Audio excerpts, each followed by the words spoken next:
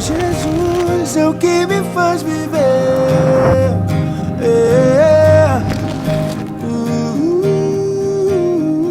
Boa noite, boa noite.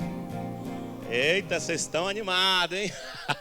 Pessoal, desculpa aí, acabamos excedendo um pouco o tempo, mas Deus sabe de todas as coisas.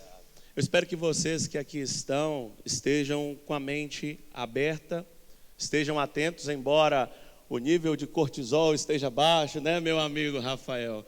Embora o nível de cortisol esteja baixo, a açúcar, a glicose está lá embaixo, mas eu espero que vocês estejam atentos, porque o que eu vou falar nessa noite, eu vou ser bem rápido.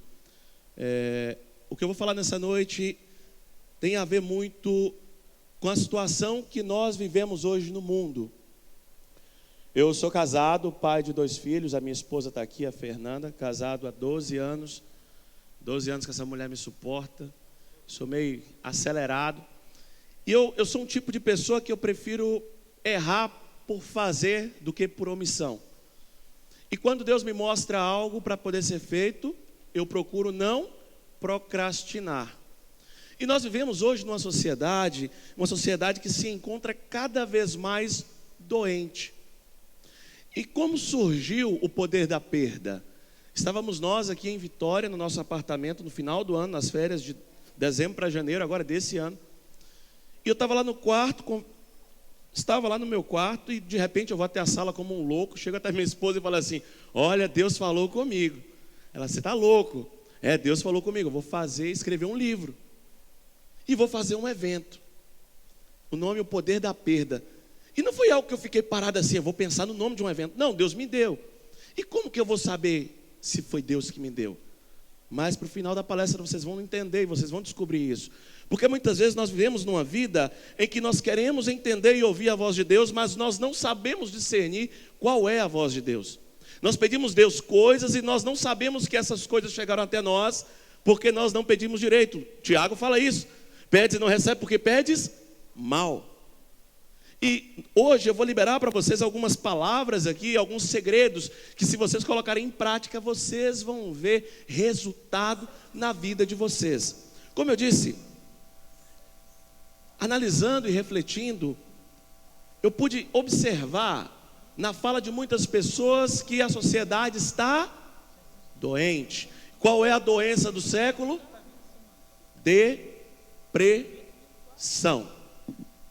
Depressão.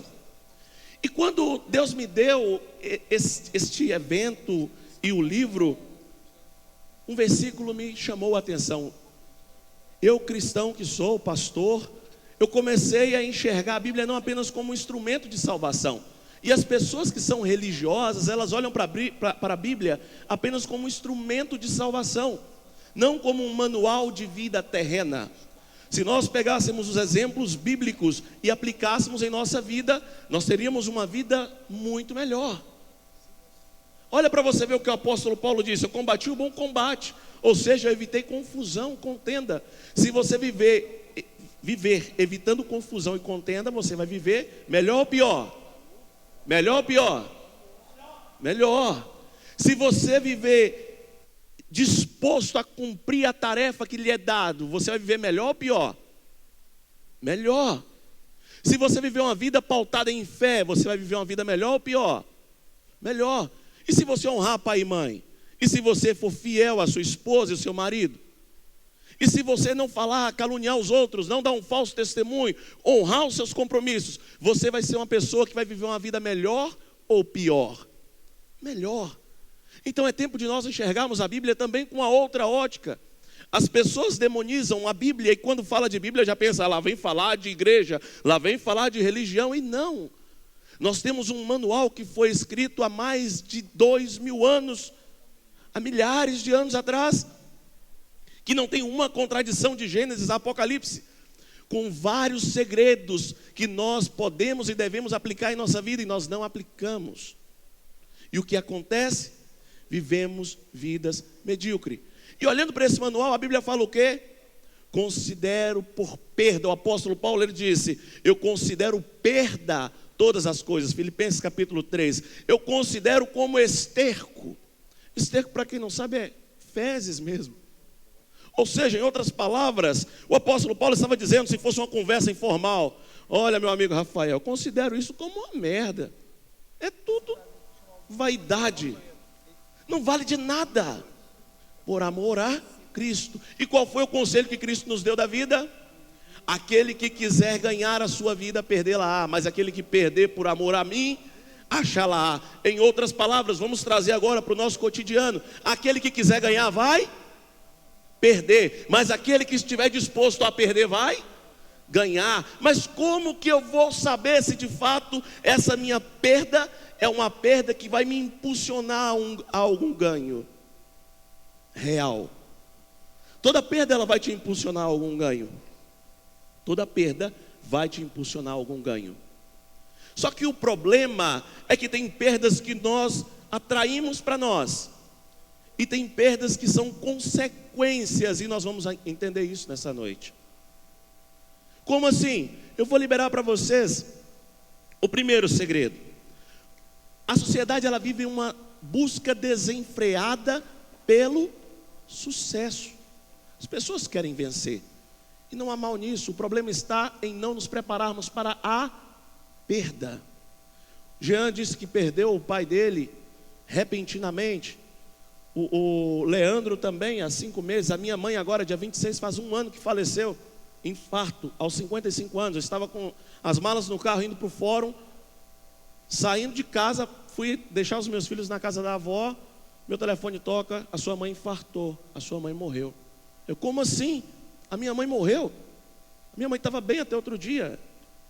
E eu com as malas literalmente no carro. Recebi essa notícia, e faz 1 ano agora. Foi terrível. E quando isso aconteceu, parece que arrancou algo de mim. Eu senti na hora da morte dela. Eu estava no banheiro orando e comecei de repente a sentir uma tristeza muito profunda, às 11h30 da manhã no domingo. E comecei a chorar e chorar e chorar. Era para ter saído de Nanuque às 9 da manhã, e já estava dando 11h30, meio-dia, e ainda estava em Nanuque. Comecei a chorar, 11h30 da manhã. E conversando com as pessoas lá na cidade da minha mãe, que fica 40 quilômetros lá de Nanuque, disseram para mim assim: o horário estimado da morte da sua mãe foi às 11h30 da manhã. Parece algo inexplicável. Paulo, você era muito ligado à sua mãe, você...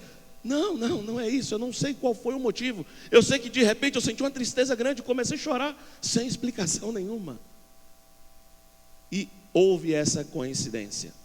E as pessoas elas não estão prontas, elas não estão preparadas para a perda. Ninguém é treinado para perder. Imagina agora, você, Jean, está fazendo ali uma escola de líderes, vai fazer: olha, vamos agora começar a primeira mentoria dos derrotados. Vou te ensinar a perder como ninguém. Ninguém vai ensinar, até porque ninguém quer perder.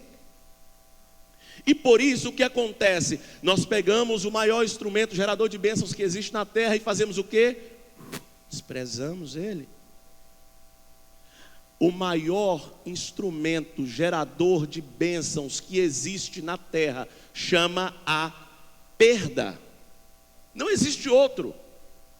Não existe. Tanto que Jesus falou: aquele que perder vai ganhar. Ele estava falando da vida eterna, mas vamos falar agora também aqui da terra. Para que os palestrantes que pisaram nesse palco estivessem na condição de vir até aqui, tiveram que perder muito durante toda a sua vida. Tiveram que abrir mão de muita coisa.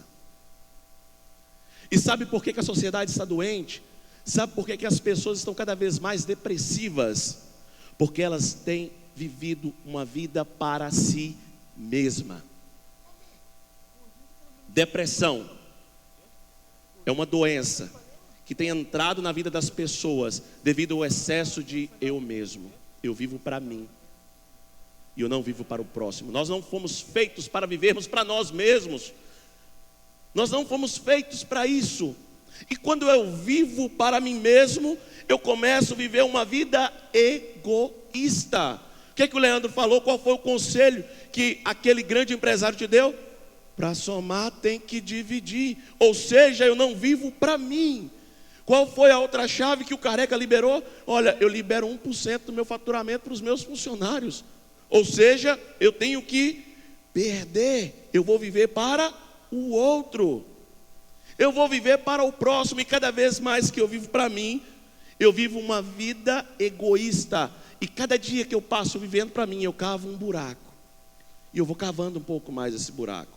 O problema é que quando está no início do buraco, está gostoso, porque viver para si é prazeroso. Imagina, você está agora na sua casa, deitado, de frente à sua TV, assistindo o seu filme, uma série, maratonando, é uma delícia. Agora, pedalar 180 quilômetros, nadar mais não sei quanto, eu já cansei só dele falar. Eu estou gordinho assim, não é por acaso. Só de falar eu já cansei. Vou arrumar com o colega ali, com o Fernando, 2 gravetinhos desses, vou ter que andar com ele agora. Cara, esse cara é um fenômeno. Poxa, ele falou, só na pedalar 180 quilômetros eu já tinha parado ali. Misericórdia. Mas assim, o que acontece com as nossas vidas? Nós estamos tão focados em nós mesmos. Quando nós somos crianças, nosso pai falou o quê? Você precisa estudar, você precisa fazer a faculdade, você precisa ser alguém na vida, você precisa fazer isso, você precisa ser aquilo. Se você não estudar, você não vai ser ninguém. Você precisa trabalhar de carteira assinada, precisa ter um bom emprego, ou seja, ensina a viver para si. Nenhum pai fala, olha, vou te treinar para servir o próximo. Eu vou te treinar para você viver o seu propósito. Eu vou te treinar para que você viva uma vida que faça sentido na vida dos outros. Quantas pessoas têm vivido dias e mais dias para si próprio e cavando buraco, e cavando esse buraco. O problema é que o buraco ele vai ficando fundo, até que chega o famoso fundo do poço. As pessoas que mais têm tentado suicídio não são os pobres da periferia, são os abastados, são os ricos, os bem-sucedidos, pessoas que vivem uma vida sem um propósito, uma vida egoísta, pautada no dinheiro, nos prazeres e no eu. Uma vida no singular. Vocês acham que foi fácil fazer isso daqui? Ainda ontem, conversando com a minha esposa, com o pessoal da produção, eu estava falando, se eu fosse parar para analisar o tamanho do desafio da tarefa que Deus me deu, eu teria desistido no meio do caminho. Se eu tivesse pego e anotado tudo, eu teria desistido e não teria executado. E nós precisamos nos ater a isso, nos atentar a isso. Qual foi a tarefa que Deus me deu? Executar aquilo que Deus te deu. Ponto. Deus mandou Noé fazer a arca, ele fez a arca. Mandou ele anunciar, ele anunciou. Mandou ele pegar o povo e empurrar lá para dentro? Não. Faça aquilo que você tem que fazer, o seu propósito. Você tem compromisso com o seu propósito, não com o resultado dele. Entende? Quando eu vivo o meu propósito, o resultado vai ser uma consequência. E geralmente eu não consigo enxergar na mesma hora. Então, só para vocês entenderem um pouco, a minha vida, eu tive uma infância muito difícil. Eu quando estou brincando, eu sou muito brincalhão, eu falo que eu fui criado, eu sou o pobre legítimo. Como que você conhece o pobre legítimo? A minha casa, minha mãe teve 3 filhos, cada filho com um pai diferente. Então eu sou o pobre legítimo. E nenhum viveu com a gente, ou seja, tinha 3 pais dentro de uma casa que nenhum vivia lá. E minha mãe tinha que se virar sozinha, mas na verdade eu fui criado pela minha avó. Olha para você ver. E como mais velho eu tive que assumir a responsabilidade de pai. E Deus já começou a me treinar desde a infância. Todas as dificuldades que vocês vivem na sua vida é um treinamento. O seu treinamento só acaba quando você morre. O seu treinamento só acaba quando você morre. Vocês viram o que a Kelly falou? Ela viveu num lixão. Ela foi criada no meio de meninos, teve que aprender uma série de coisas. E na hora ela não entendia nada. Passou-se um tempo e agora está fazendo sentido. Por quê? Através da história de vida dela, está impactando outras pessoas. E assim é conosco, assim é com todos nós. Então, se nós passarmos a enxergar os problemas que estamos enfrentando como um treinamento para algo maior que está por vir, nós vamos parar de ser aquele cara reclamão. Tem pessoa que parece um sepulcro aberto, abre a boca e só sai morte. Se está chovendo, reclama da chuva, que está molhada. Se está sol, reclama que o sol está quente demais. Se começa a ventar, vai sujar tudo de pó. Nada está bom. E aí essa pessoa reclamou, olha para a vida dela e você vai ver. É como um rabo de cavalo, só cresce para baixo. Não desenvolve. Você vê a pessoa 1 ano, 2, 5, 10 anos e a vida está do mesmo jeito. Ela pensa que está. Porque não existe esse negócio de ficar do mesmo jeito.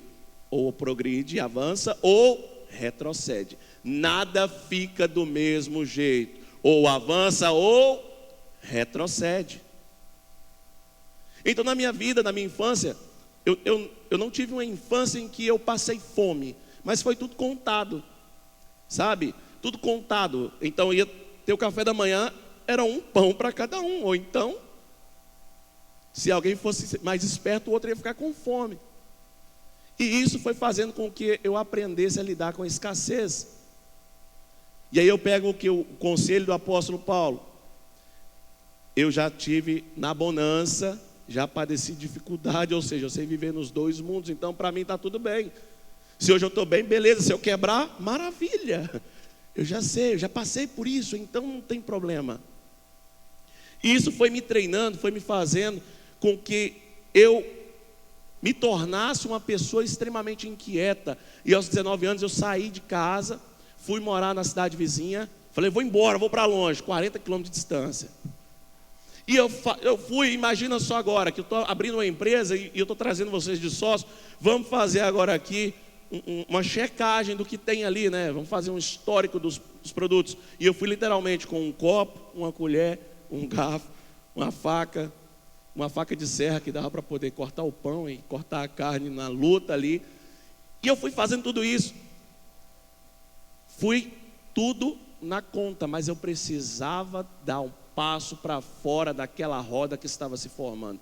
Eu olhei minha volta, vi uma galera toda só preocupada com sábado e domingo. Julismar sabe do que eu estou falando. A galera preocupada só com o final de semana, com os goró. E durante a semana, tinha muito cara que estava ali preocupado em bater bola, já não tinha mais futuro nenhum com futebol, com 20 anos, 19 anos, não dá mais.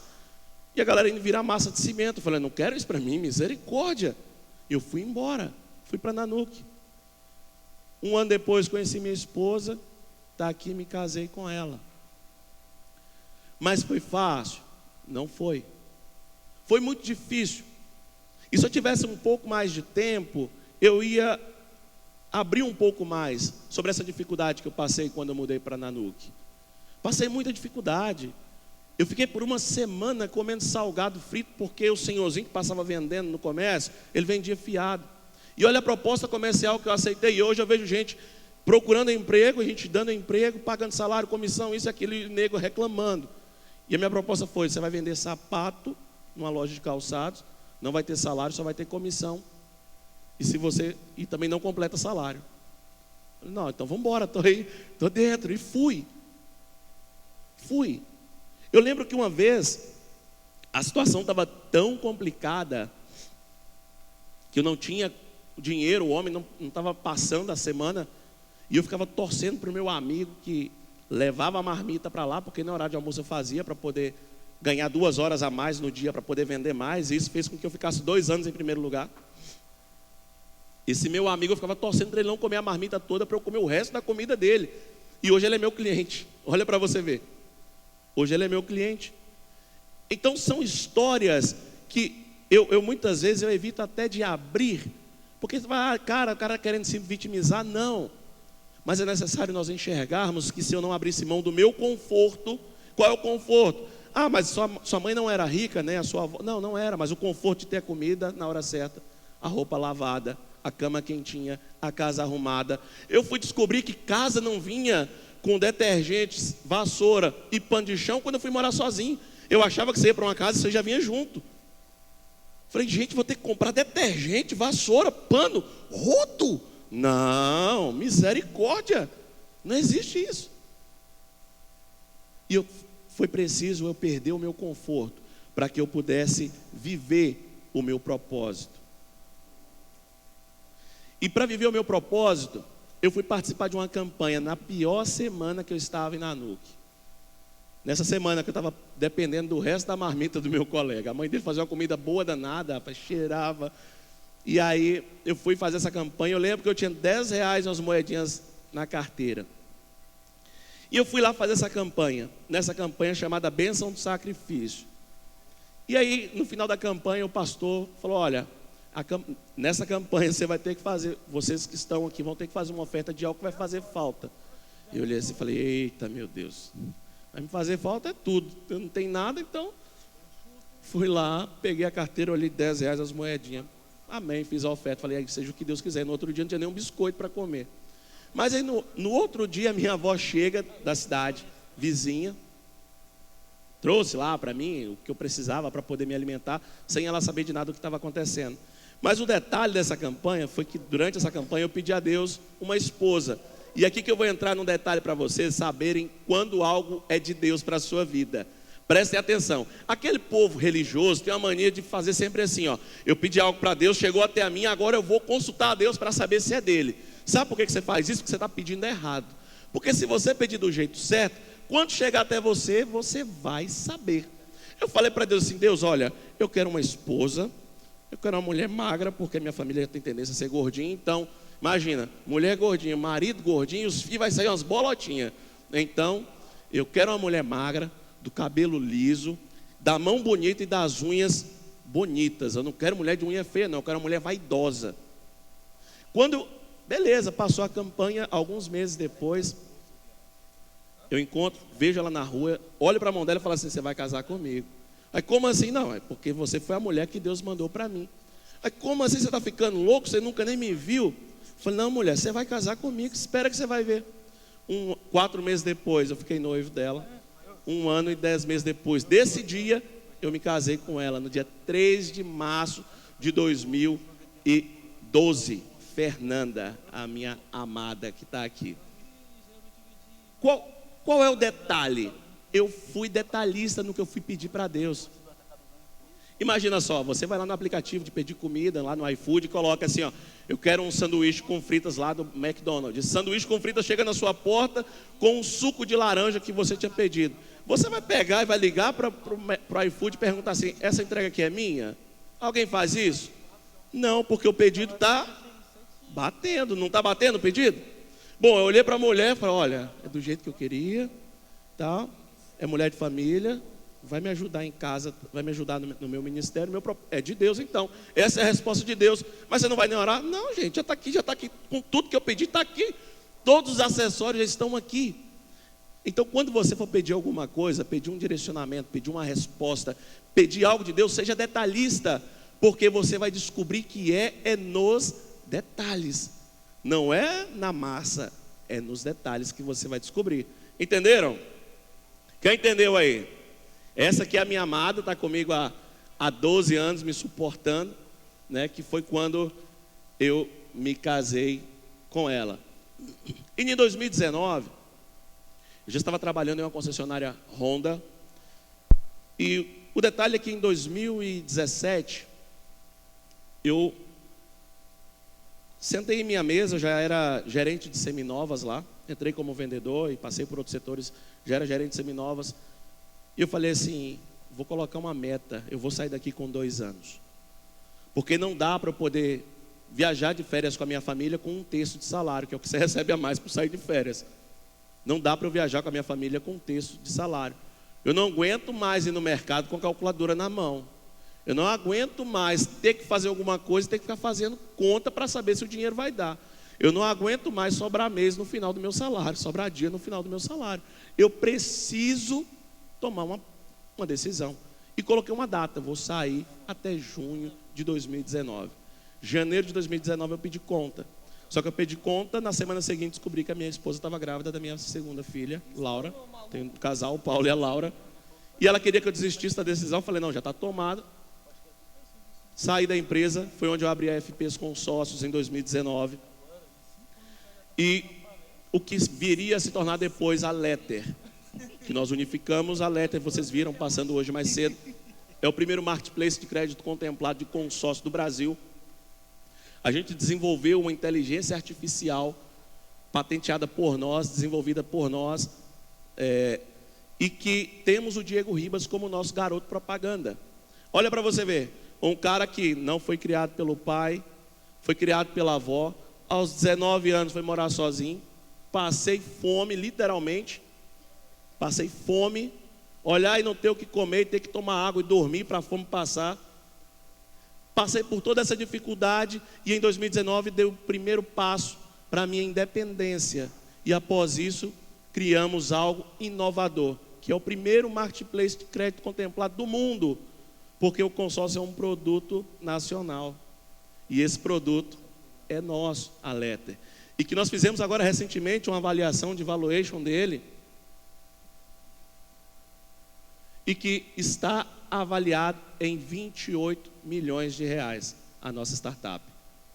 Então, para vocês entenderem um pouco do que o Senhor, Ele prepara para nós e que no momento nós não entendemos. Qual o porquê disso? Propósito. Ajudar pessoas através da perda. E como que eu posso fazer isso?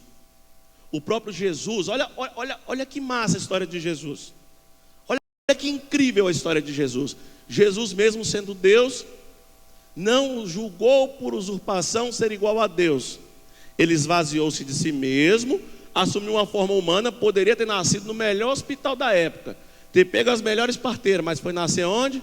Na manjedoura, lá num curral. Num curral. Passou várias dificuldades. Passou por afrontas, humilhação, foi cuspido, foi humilhado. Para quê? Olha o que está escrito em Hebreus 2,18. Pois naquilo que ele mesmo sofreu, tendo sido tentado, é poderoso para socorrer os que são tentados. Para que tudo isso? Para que quando nós fôssemos orar a Deus, Jesus falasse assim: olha, eu passei por isso aí, ó, eu sei que não é fácil não. Eu resisti, mas eu sei que não é fácil. Então vamos validar a misericórdia, vamos validar a graça, porque não é fácil. Ele não precisava passar por tudo isso, mas ele passou. E é essa a lição que ele nos ensina. Para quê? Para que quando eu passar também por problemas, eu consiga enxergar que esse problema ele tem um fundamento. Qual o fundamento? Sair dele e ajudar agora quem está passando por ele. Lembra da escadinha que o Leandro falou mais cedo? Você sai daqui, dá um passo, cai de novo, levanta, vem para cá. Mas aí que está o detalhe: quando você vem para o próximo degrau, tem alguém no degrau de baixo que precisa da mão, da sua mão. Ele não precisa dos seus pés.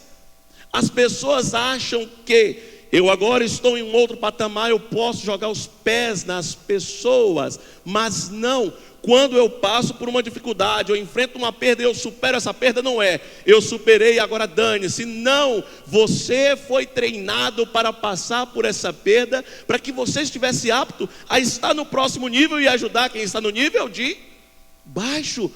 Todos nós temos um chamado de mentor em nossas vidas. Como assim? Mas só que eu não sei falar em público, como que eu vou ser um mentor? Como não? Quantas senhoras mentoram as suas filhas a cozinharem? Porque ela fez errado. Não, minha filha, não é assim. Já fiz, não é desse jeito, é dessa forma. Quantos funcionários que já estão mais velhos em uma empresa, que erraram algumas coisas, chega para o funcionário mais novo e fala assim: não é desse jeito, não faz assim, é dessa forma. Todos nós estamos fazendo papéis de mentores, mas não nos atentamos, porque estamos tão focados na gourmetização das coisas. O mundo gourmet tomou conta de tudo, que nós achamos agora que mentorar é só para pessoas que estão no nível bem mais alto. Mas não. Mentorar nada mais é que aconselhar.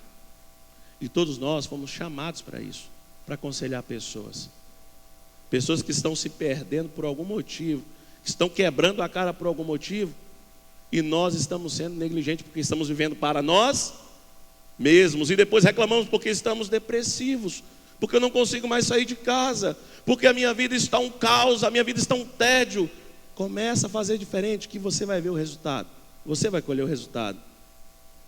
O medo da perda, ele é uma técnica que nós que trabalhamos com venda, utilizamos bastante, que é aquela técnica de escassez, técnica de falar para a pessoa, olha, é o último produto, é o último da prateleira. Mulheres aí, quando vê uma plaquinha de promoção numa loja, né? Ai, meu Deus, olha aquela bolsa ali que está com desconto. E já quer correr, já quer comprar. O vendedor fala assim, olha, só tem essa peça, se você não comprar, esquece, você vai ficar sem. Ah, eu vou comprar, e vai lá e compra, pelo medo de perder, o medo da perda. Quando ela vira as costas, está colocando outra no lugar lá, e tem mais 200 iguais lá encostado no canto. E aí o medo de perder fez a pessoa comprar. E o medo de perder tem nos feito perder aquilo que nós temos para conquistar. Escute bem, o medo de perder tem feito muitos perderem. Você não tem ganho, não é porque você é uma pessoa incapacitada ou fraca, não, é porque o medo de perder tem tomado conta da sua vida, a ponto de transformar, de te paralisar, de fazer de você apenas um espectro da sociedade, uma pessoa invisível, uma pessoa que é infeliz, porque você tem medo de perder. É normal isso. É normal termos medo de perder. Só que nós precisamos entender que o medo da perda, quando nós perdemos por um benefício maior, nós verdadeiramente começamos a caminhar em direção ao nosso propósito. E eu faço aqui 3 perguntas para vocês. O quanto de perda você já teve na sua vida? Reflita. O quanto de perda, o quanto que você já perdeu? Você consegue mensurar isso daí? O quanto você já perdeu na sua vida? Onde essas perdas te levaram? Para onde elas te levaram? E o quanto você ainda está disposto a perder? Sabe por quê? Porque nós temos na nossa vida alguns fundamentos que nós não enxergamos na natureza, por exemplo. Nós vemos na figura do produtor rural uma pessoa muito bem sucedida, né? Só que é uma pessoa que quebra todo ano e a gente não sabe. Porque todo ano ele tem que pegar todo o seu estoque de sementes que ele gastou ali uma nota e jogar tudo debaixo da terra. Ah, mas tem uma fé natural que ela vai germinar e vai crescer. Tá. E se der uma chuva muito forte, como aconteceu lá no Rio Grande do Sul? E aí? É preciso nós aprendermos a enxergar as perdas em nossas vidas como sementes. E toda semente ela vai germinar. Mas a pergunta que eu faço para você é: qual é a semente que você está plantando? Se você estiver plantando uma semente egoísta, você vai colher um fruto egoísta. E o fruto egoísta muitas vezes ele vem acompanhado de depressão, de dor, de sofrimento, de infelicidade. A semente egoísta ela vem acompanhada com isso. Mas a semente que ela traz um benefício para o próximo, ela vem acompanhada, ainda que você a perca momentaneamente, ela vem acompanhada com frutos maravilhosos.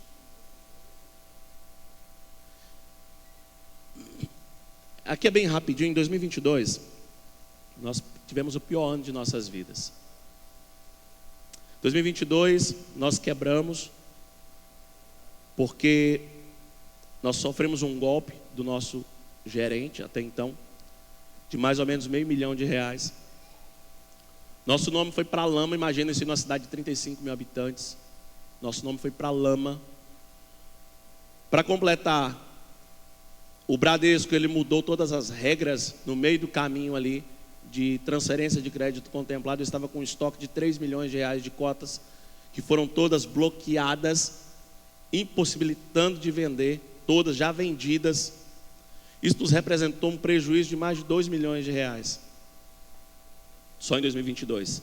E para completar, o nosso filho pegou uma pneumonia severa e ficou 15 dias na UTI, na cidade vizinha.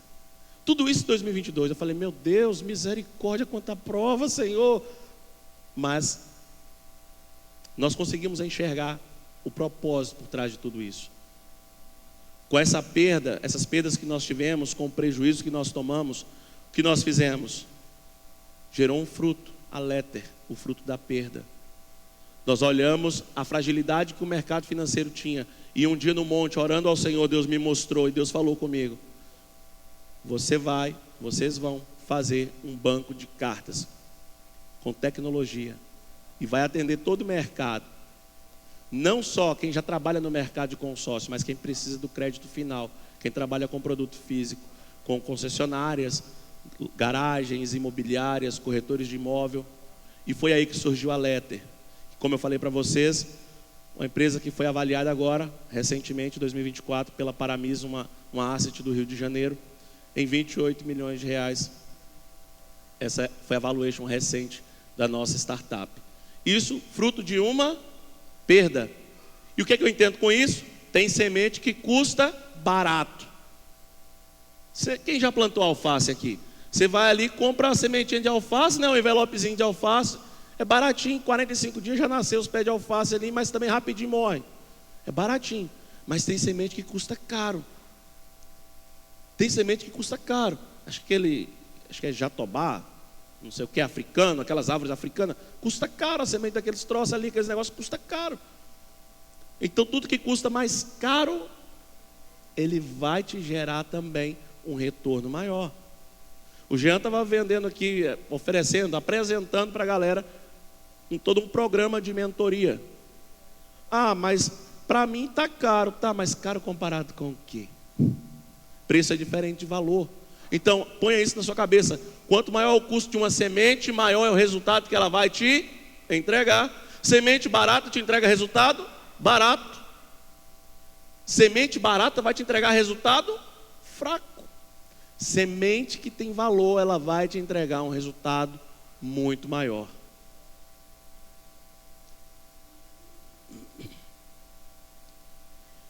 E para que a gente consiga alcançar tudo isso, para que a gente consiga chegar, é preciso perder o medo. É preciso deixar para trás o medo. Porque Deus, Ele não nos deu um espírito de covardia. Deus, Ele não nos deu. E nós confundimos sempre, nós achamos que a coragem, ela é a ausência do medo. Mas não é, ela é a superação do medo. Você acha que eu não tive medo quando eu resolvi fazer o evento? Você acha que a gente não teve medo quando fomos andar pela primeira vez? Quando vamos para uma cidade que nós não conhecemos nada? Claro que dá medo. Você acha que um paraquedista não sente medo quando ele está lá em cima e olha para baixo e vai encarar o tamanho do desafio? Tem medo. Mas a coragem, ela é a superação do medo. Ela não é a ausência dele. Então não permita que o medo te paralise. E tem uma diferença muito grande. E a diferença está entre querer e desejar. E como que eu sei isso? Desejar é o mesmo que eu estar apenas sonhando com aquilo, cobiçando. Uma das traduções de desejar significa cobiçar. Querer é agir com a intenção de, é traçar planos para executar. Muitas pessoas desejam o que poucas pessoas estão verdadeiramente dispostas a conquistar. Essa é a verdade. As pessoas, elas têm desejado tanta coisa. Eu desejo ser rico, eu desejo. Eu queria tanto ser. Gente, olha aquela mulher, olha o cabelo dela.